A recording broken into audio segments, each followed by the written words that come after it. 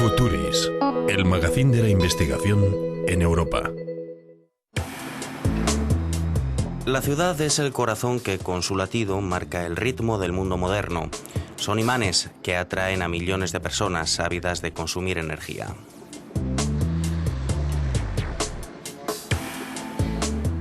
Y cada día son más. Las ciudades están creciendo en todo el mundo. En ellas vive más de la mitad de la población del planeta. En Europa, incluso más. Casi 2/3 de la gente vive en ciudades y esta tendencia va a continuar. Este constante crecimiento exige cada vez más recursos.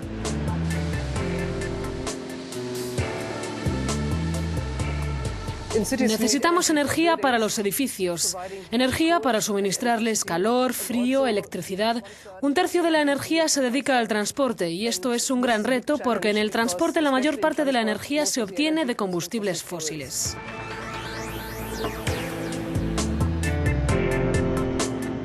La cuestión de la energía se aplica a todos los aspectos de la vida urbana.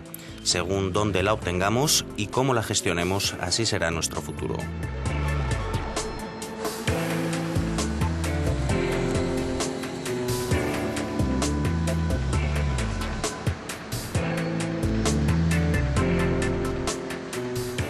En cuanto a los edificios, nuestro principal reto será su rehabilitación.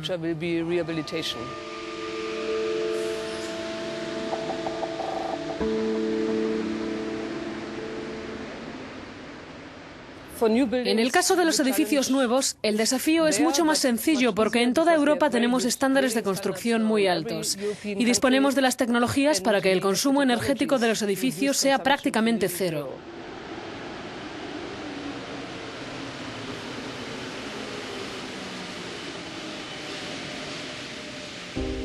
Reducir el gasto energético es una prioridad para el centro comercial Canyon, en Estambul. Algunos vienen aquí de compras, otros a estudiar las aplicaciones de la física a la construcción. Serrin Yilmaz dirige un estudio sobre el consumo energético dentro de un proyecto de investigación de la Unión Europea. Tienes que encontrar la mejor solución durante la fase de diseño y probar diferentes posibilidades antes de elegir la mejor en términos de eficiencia energética. Si optas por las mejores soluciones, puedes ahorrar el 50% del consumo energético. Y eso es mucho, porque este tipo de edificios consumen muchísima electricidad y gas natural en calefacción, refrigeración, luz y demás. Un modelo a escala del centro Canyon está siendo probado en este túnel de viento en la Universidad Técnica de Estambul. El humo muestra cómo se mueve el aire entre los edificios y la maqueta de la torre de oficinas tiene en lo alto sensores de presión.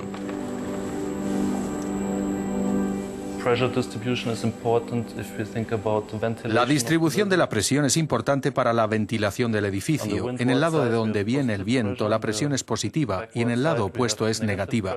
Esta diferencia de presión entre las dos caras hace que el aire fluya a través del edificio, lo que puede ser útil para ventilar o para refrigerar el edificio. El equipo de Serrin ha trabajado mano a mano con los responsables de mantenimiento del centro Canyon. La maqueta de la universidad les ha ayudado a sacar el máximo partido a su iluminación. Y no faltan las nuevas propuestas. Estamos estudiando las posibilidades de ahorro energético a través de la ventilación natural y tenemos otros estudios en marcha, por ejemplo, las aplicaciones fotovoltaicas de la energía obtenida del sol o las posibilidades de la sombra para ahorrar energía de refrigeración. También realizamos estudios paramétricos sobre la relación entre el consumo energético y el confort.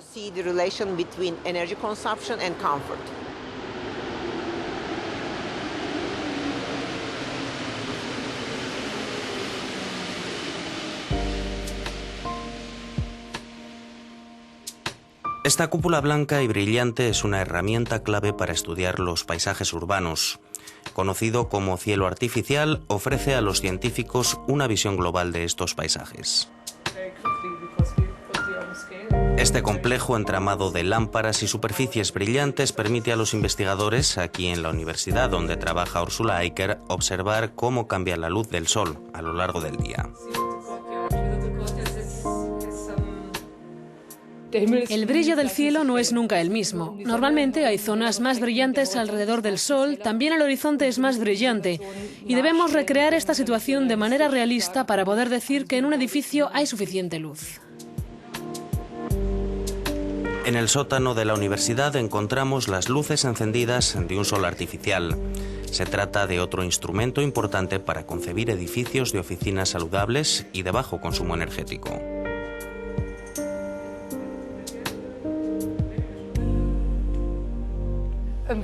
Tenemos una simulación del Sol. Proyectamos luz sobre un sistema de fachadas. Detrás de él hay una oficina real que podemos refrescar para ver exactamente cuánta energía entra en la sala a través del sistema de fachadas. Conseguimos así datos muy precisos sobre las fachadas y se los presentamos a los promotores inmobiliarios. Con este tipo de fachada entra el 70% de los rayos del Sol y sus características térmicas son esta y esta.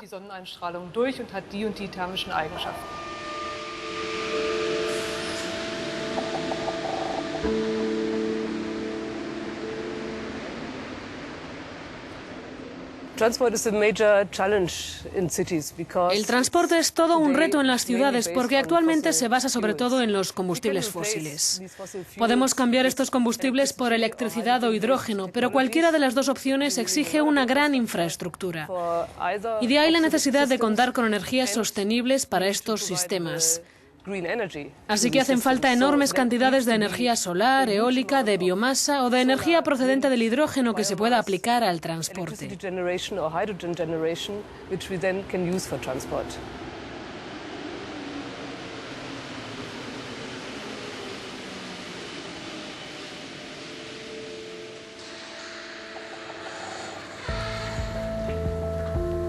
Este taller en Soria, en el centro de España, es como la cueva de Aladino para las nuevas tecnologías del transporte. Los ingenieros exploran las posibilidades del hidrógeno en todo tipo de máquinas. Esta silla de ruedas tiene una batería y una pila de combustible bajo el asiento y una botella de hidrógeno detrás.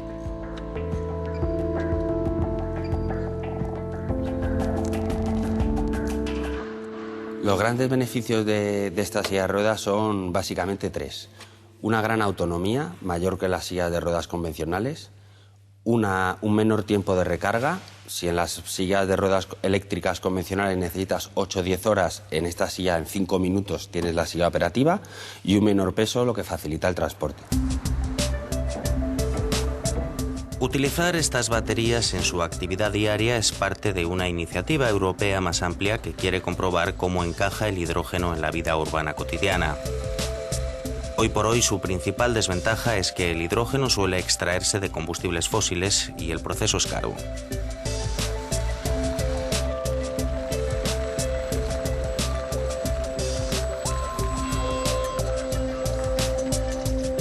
Su punto fuerte, la tecnología del hidrógeno es limpia en el momento de su uso. Lo único que sale de los tubos de escape es agua, ideal para el centro de la ciudad.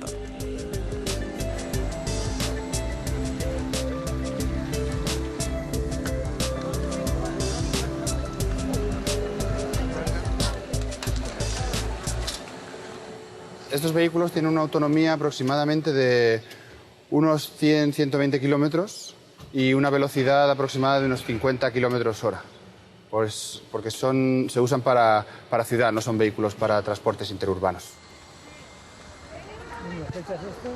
Pues mira, este es el intermitente a la derecha. Ninguna tecnología puede considerarse completa hasta que la haya probado el usuario final. En el caso de esta silla de ruedas de hidrógeno, se trata de Francisco Muñoz, agricultor jubilado.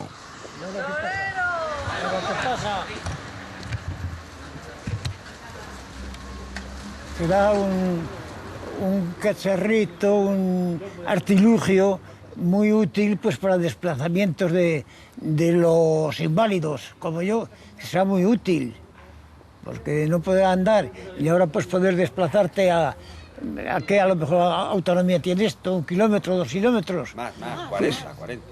Pues estupendamente.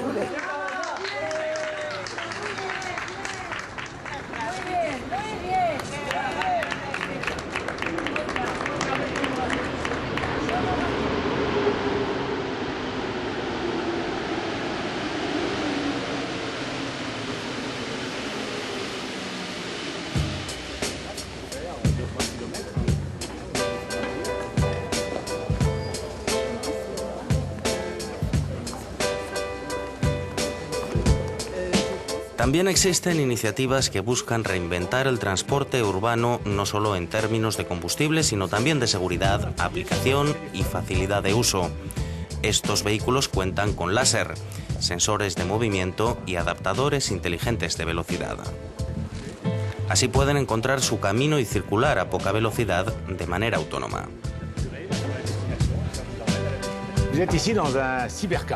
Lo que veis es un cibercoche. Podéis tomarlo en una parada o incluso pedir que os recoja y vendrá él solo. Montáis en el vehículo, escribís la dirección en la pantalla y él os lleva. Tiene un motor de tracción, un sistema eléctrico de frenado y la dirección también es eléctrica y todo eso lo controlan los ordenadores.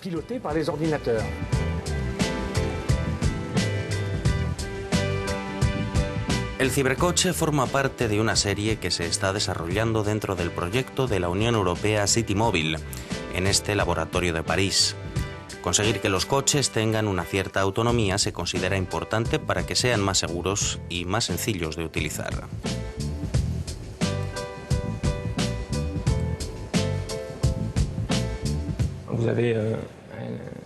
Tenemos un espejo que gira y un rayo láser que apunta al espejo. En función de la orientación del espejo se orienta el rayo láser. A partir de esa información, los obstáculos, la ausencia de obstáculos, es decir, el espacio libre y los objetos en movimiento, ya se tienen todos los datos necesarios para seguir un trayecto y evitar a los peatones, coches y demás.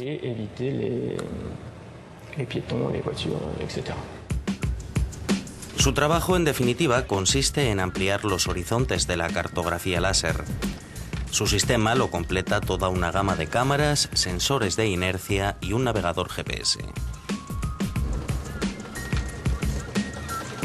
La idea es que cualquier persona pueda utilizar el vehículo para seguir una ruta predeterminada por una ciudad.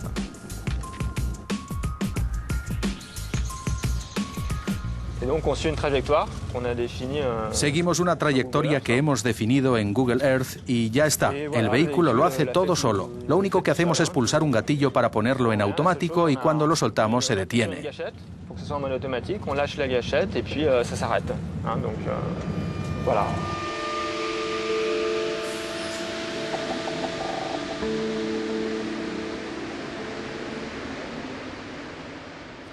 En las ciudades tenemos que utilizar el tejido urbano para producir nuestra energía, es decir, principalmente los edificios.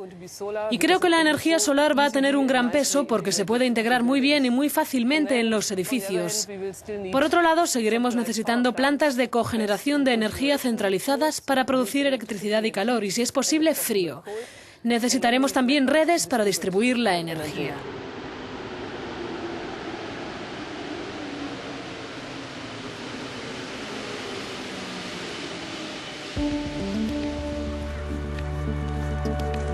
Es un día de invierno en el parque Schnarrhauser, a las afueras de Stuttgart. Hace frío y esta planta de biomasa está trabajando a pleno rendimiento.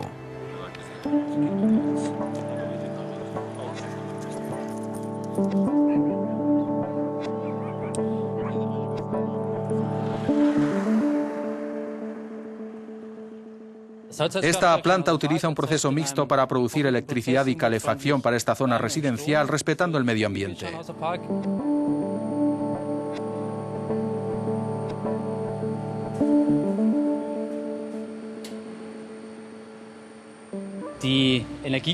La fuente de energía es la biomasa, en este caso residuos de madera de la región. La planta de energía consume alrededor de 200 metros cúbicos de este material por día.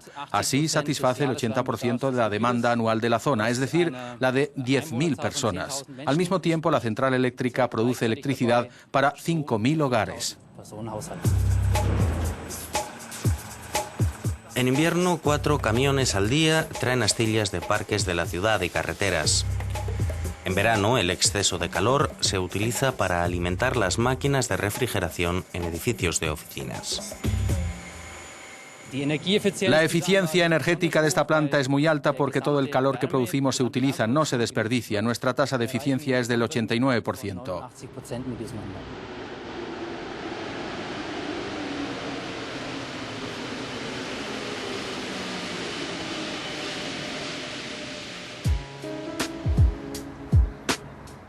En Lyon, en el sur de Francia, la Confluence es uno de los proyectos de regeneración del centro urbano más importantes de Europa.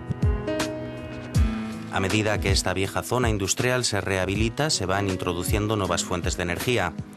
En muchos sótanos encontramos pequeñas plantas de biomasa que obtienen energía de las astillas de madera y en los tejados, paneles solares.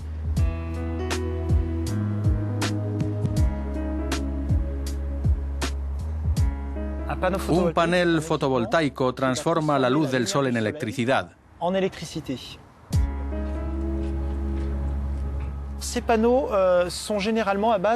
Estos paneles suelen estar hechos de silicio, son elementos semiconductores a base de silicio que tienen la particularidad física de poder transformar los fotones de la luz en electricidad, en corriente eléctrica. La lumière, les photons de la lumière en électricité, en courant électrique. Como parte del proyecto europeo Renaissance, Bruno Guedon y su compañero Marc Jedlička orientaron a los promotores inmobiliarios sobre cómo explotar mejor la energía de los rayos del sol en la ciudad.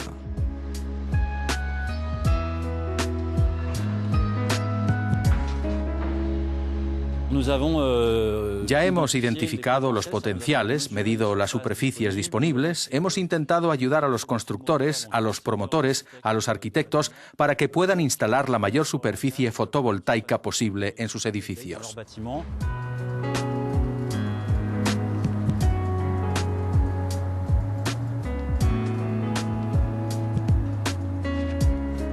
El techo y la fachada sur de este edificio de oficinas están literalmente cubiertos de paneles fotovoltaicos. El objetivo del arquitecto es que en el transcurso de un año este edificio sea capaz de producir al menos tanta electricidad como utiliza. Pero el diseño va un paso más allá y, por ejemplo, en esta fachada los paneles son una parte integrante del edificio.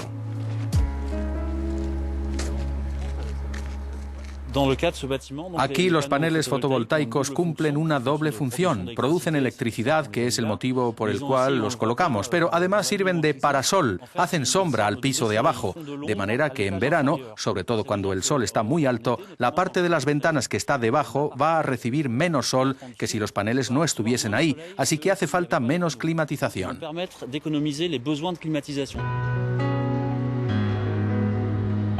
No es casualidad que los paneles fotovoltaicos sean tan frecuentes en esta zona del sureste de Francia. El gobierno local exigió a los promotores inmobiliarios que produjesen electricidad de fuentes renovables in situ. Sus opciones eran limitadas. Los paneles fotovoltaicos pueden tener un alto coste de inversión inicial, pero en otros aspectos son un complemento perfecto para los edificios.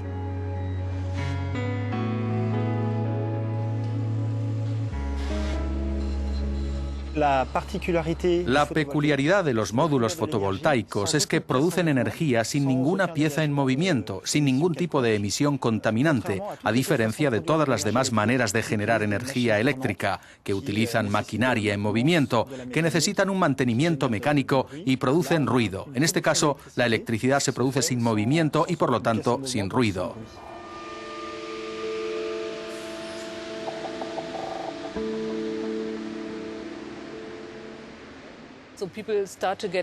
La gente empieza a ser más consciente, y también los constructores, de que según cómo construyan hoy, quizá tengan que pagar un precio muy alto por la energía en las próximas décadas.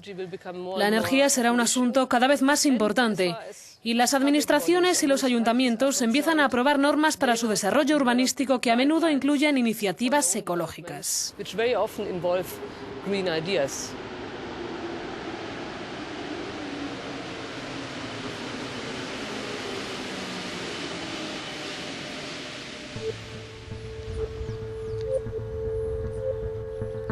Estamos en Parc del Alba, a las afueras de Barcelona.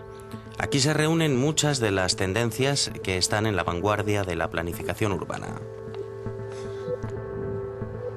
Úrsula Eicker y el ingeniero Carlos Dapena han unido sus fuerzas en una iniciativa de investigación de la Unión Europea para integrar los sistemas de suministro energético y consumo.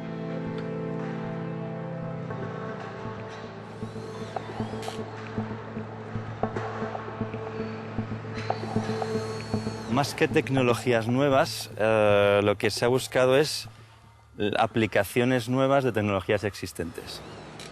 En este sentido, la mejora de los aislamientos térmicos, por ejemplo, que es obligatoria en estas ordenanzas, reducirá en gran medida la demanda energética.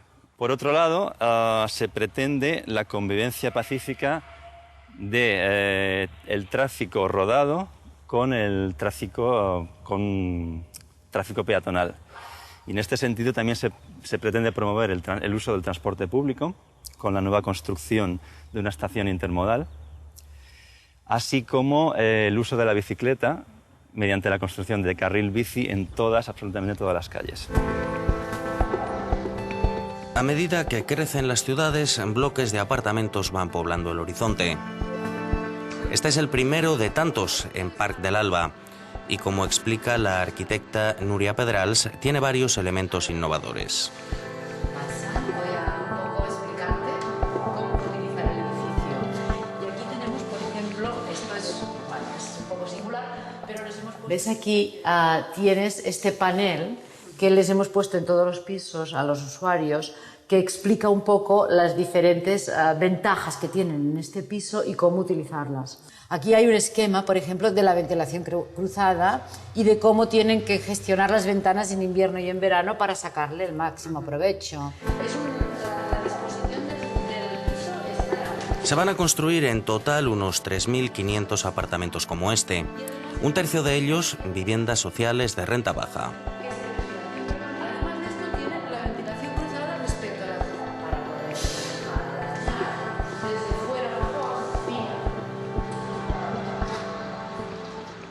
Mira, esto es murotrombe, todas estas piezas en distintos colores. Es una tecnología antigua, como sabes bien, de carga calor en invierno, que luego lo traslada al interior de la vivienda, y en cambio en verano, por este sistema de rejillas, pues forma una cámara ventilada y evita que pase el calor del exterior al interior. En el corazón de Parc del Alba, 4 plantas generarán electricidad, pero también calefacción y refrigeración. Utilizarán una mezcla de gas natural, biomasa y energía termosolar. Y una vez más, la consigna es la eficiencia energética.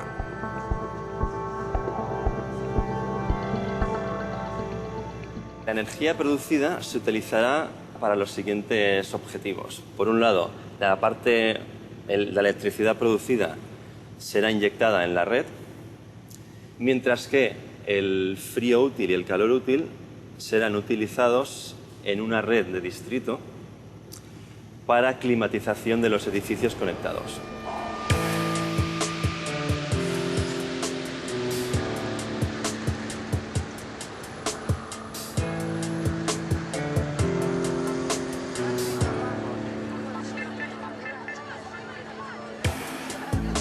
Parc del Alba demuestra lo que se puede hacer en términos de crecimiento sostenible en una ciudad moderna, pero se trata de un proyecto poco común. Sabemos, en principio, qué soluciones hay. Las soluciones tecnológicas están ahí para los edificios y para las energías renovables. Pero, en mi opinión, un problema importante es que nadie lo está aplicando a gran escala debido probablemente a los elevados costes y a una cierta inseguridad sobre si de verdad va a funcionar.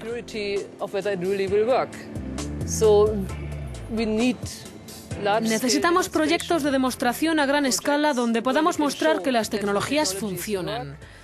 Podrán ser un poco más costosas que la tecnología convencional, pero en el futuro, dentro de 10 o 20 años, sin duda darán sus frutos. Desde los edificios de oficinas energéticamente eficientes hasta los autobuses de hidrógeno, desde las plantas de biomasa hasta los paneles solares, los elementos para crear unas ciudades saludables, limpias y sostenibles están al alcance de nuestra mano.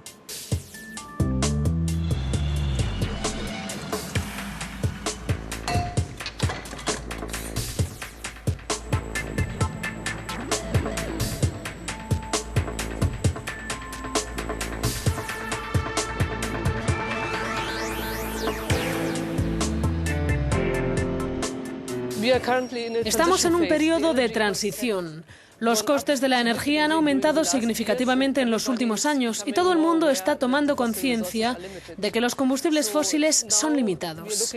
Se están buscando maneras muy variadas de reducir nuestra dependencia de estos combustibles y encontrar nuevas maneras de integrar recursos renovables y reducir la demanda energética de las ciudades, tanto de los edificios como del transporte.